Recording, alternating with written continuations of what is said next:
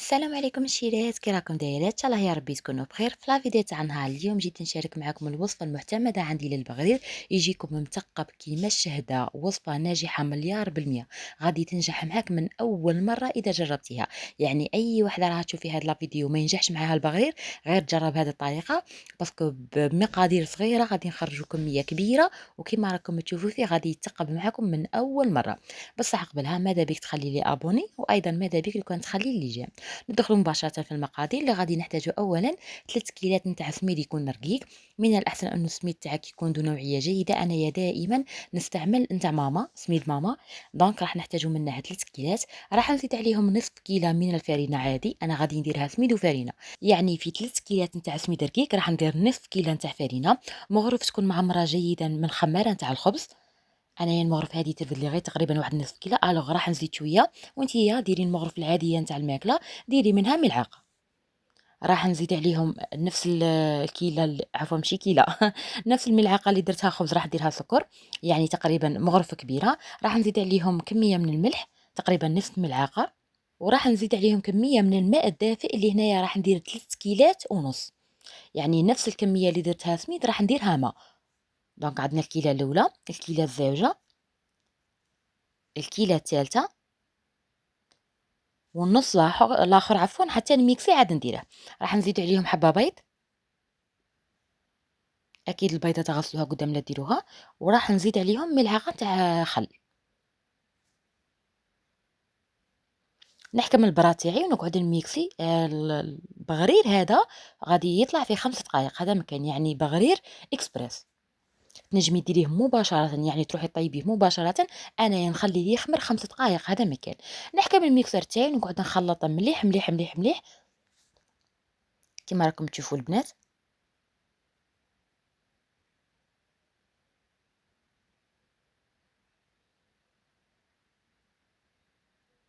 بهذه الطريقة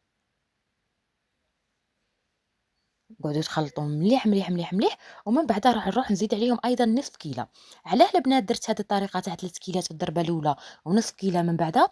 باسكو كاين سميد انواع. كاين سميد اللي نورمال تنجمي ديري له فقط 3 كيلات، كاين سميد اللي لا ديري حتى 4 كيلات، وكاين سميد اللي كيما تاعي انا اللي قابضت لها العبار قلت لكم السميد نتاع ماما. دونك درت فيه 3 كيلات ونص.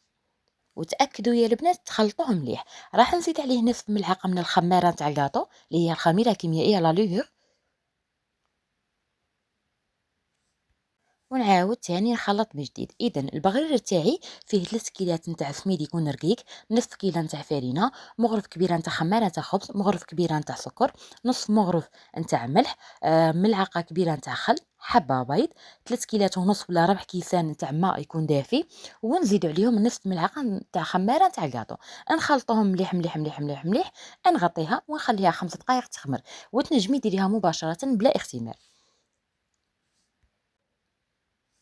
كيما هكا. دونك نروح نغطيها ونخليها تخمر عفوا تقريبا واحد 5 دقائق كيما هكا. اذا كنتي في الصيف خليها برك عفوا وفي الصيف خليها برك 5 دقائق. اما اذا كنتي في الشتاء خليها 10 دقائق. كيما دروك انايا مي رانا في الشتاء خليتها 10 دقائق. من بعد ما فاتت واحد 10 دقائق كيما هكا، هذه هي النتيجه اللي تحصلت عليها. راح نروح نديرها على مقله تكون حاميه، وبلا ما تحركيها ما والو. حطيتيها بالمغرف، هذه هي خليها كيما راهي، يعني ما تحركيش البغريره. خليها على نار تكون طالعه شويه، غير تشوفيها بدات تتثقف نقصي عليها الغاز. يعني الضربه الاولى خلي النار شويه طالعه قاويه، غير تبدا تتثقف لك البغريره نقصي عليها الغاز كيما راكم تشوفوا كيما هكا. وغادي تنجح معك، عفوا غادي ينجح معك هذا البغرير من اول مره. شوفوا البنات، ما بغيتش نسرع لكم الفيديو باش تشوفوا بلي هذا البغرير ناجح بزاف. وايضا النوعيه نتاع السميد تلعب دور، يعني اذا كان السميد تاعك ذو نوعيه جيده فاكيد البغرير راح ينجح معك. ومام المطلوع مام البيتزا مام كاع هاد الصوالح، اذا كان السميد نوعيه مليحه غادي ينجح معك. غادي تجي واحده درك تقول لي كيف البيتزا بالسميد بيتزا كاري انا نديرها بالسميد تجي شابه بزاف. شوفوا كيف راهي تقب معنا، يعني غادي يجيك كيما الشهده نيشان. يعطيك واحد الوصفة ما شاء الله. يعني وماكسيموم عندك 20 دقيقة وانتي طيبتيه ودرتيه وخليتيه يخمر مام با 20 دقيقة. شوفوا ما بغيتش نسرع لكم لا فيديو باش تشوفوا النتيجه سيرتو للمبتدئات. وشوفي هذه هي النتيجه اللي تحصلت عليها. انايا نبغي هكا البغريرات يكونوا شويه صغار، وانتيا اكيد تنجمي تكبري المغرف اللي راكي ديري بها، ولا مثلا الكيل اللي كيتكيلي به. انايا ندير هذا المغرف تاع السقيا. نعاود لكم حبه واحده اخرى باش تشوفوها. كي تحطوا البغريره فوق فوق النقله ولا فوق الطاجين، يعني ولا فوق الكالاج اللي طيبوا فوقها، باسكو كاينين بعض المناطق يطيبوا البغرير فوق الكالاج. الوغ خلي الضربه الاولى النار قاويه شويه، غير تشوفيها تتثقب كيما هكا، نقصي عليها النار. شوفوا.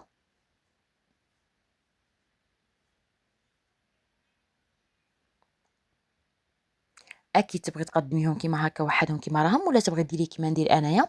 كي نقلع البغريرة مباشرة وهي حامية، نروح ندير فوقها شوية دهان. قرعتو نغدا نزيد حبة واحدة أخرى ونوريكم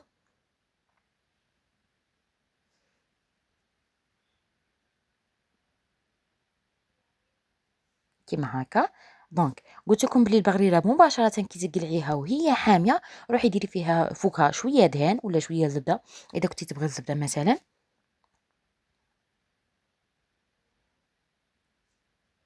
ونزيدو فيها فوقها شوية حسل دايب.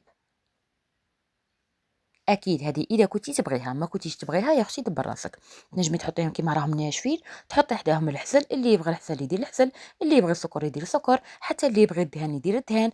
انا نديرها بهاد لافاصون، والعائله تاعي يبغوها بهاد الطريقه، يعني مباشره وهي حاميه نروح يعني نمشي هكا فيها فوقها شويه دهن. ابخي ندير كيما راكم تشوفوا شويه حسل يكون دايب. وانتم في لي كومونتير قولوا لي اسكو تبغوها بالحسل، تبغوها بالسكر، تبغوها مثلا بالزبده كيما درت لها انايا. اش هي الطريقه اللي معتمدين فيها في البغرير. دونك غادي نقدر نكمل كاع البغريرات اللي راهم عندي هنايا. عطاتني 18 حبه، هذه الكميه اللي درتها عطاتني 18 حبه. مي راكم تشوفوا بلي البغريره راها صغيره شويه. انايا البغرير ما نبغيش نديره كبير، نحسه كيما هكا اكثر. رحت انايا كملت كاع البغريرات اللي راهم عندي بنفس الطريقه، وهي حاميه نروح ندير فوقها شويه دهن، ومن بعد نزيد عليها شويه حسل دايب. كاين اللي بغيها بالسكر، كاين يعني كل واحد وكيفاه.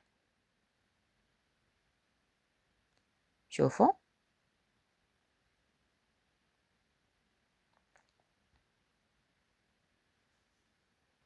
هكا. دونك غادي نقعد نطيب شويه اتاي وشويه قهوه، وهذيك هي ونتقهوى. قلت لكم هنايا كبيت فوقها شويه حسل دايب. انا نبغي البغرير حلو، يعني ما نبغيش تشوفوا، يعني تعطيكم واحد الوصفه ما شاء الله. وكان هذا هو البغرير نتاعنا. شوفوا شحال جا شباب، نزيدوا معاه شويه اتاي وبصحتنا. كان هذا هو الفيديو تاعنا، ان شاء الله يا ربي يكون عجبكم. نتلاقوا في فيديوهات اخرى باذن الله تعالى. من لهذاك الوقت ربي يحيينا، والى اللقاء.